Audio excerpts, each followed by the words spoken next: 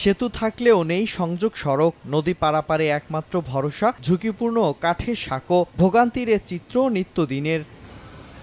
2020 সালের মার্চে শুরু হয় পিরোজপুর নাজিরপুরের চাঁদকাঠি নদীর উপর সংযোগ সড়ক সহ 66 মিটার দীর্ঘ নাওটানা পাকুড়িয়া সেতুর নির্মাণ কাজ। সময়সীমা ছিল 2022 সালের 31 ডিসেম্বর পর্যন্ত।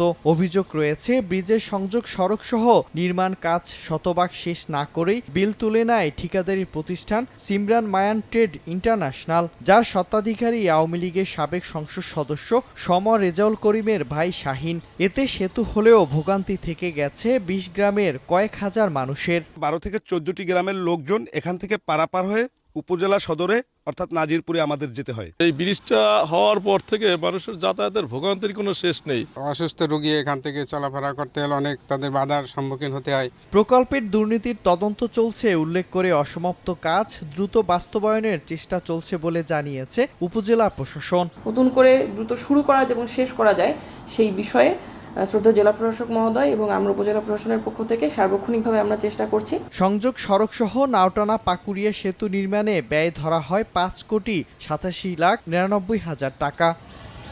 সময় সংবাদ, পিরোজপুর।